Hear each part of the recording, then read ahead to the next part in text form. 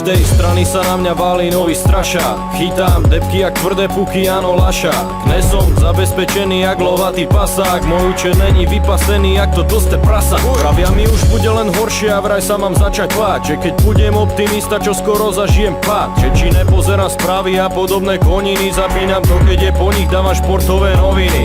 Že je tu kríza a že mnohí zažívajú krach. Jediné čoho sa bojím je, že ma ovládne strach. Jedna z vecí, ktoré si v tejto dobe nemôžem dovoliť, musím sa mu postaviť čelom a nepovoliť. Je to ťažké, keď tak pozerám okolo seba. Je ťažké sledovať tie veci a pritom sa nebať. Vidím, jak ľudia berú ľuďom za svetla i za tmy. Vidím, jak sa drogy a chlast pomaly stávajú ich katmi.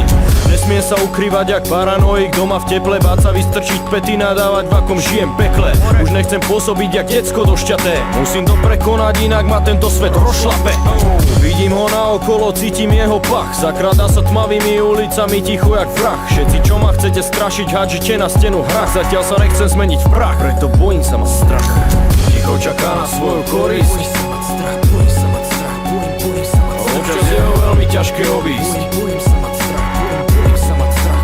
Strach ma prinútil zložiť správne toľkokrát. Stále ti je divné, že sa bojím báť. Vidím, jak sú pomocou neho ľudia ovládaní, jak slepo tolerujú, aj keď hádžu hovna na nich. Vidím čertov na stenách väčšiny domácností. Párkrát som zažil, aký vieme byť pod jeho vplyvom sprostý. Vidím tých, čo ovládol prepadať pesimizmu. Strácajú nádej, není nič horšie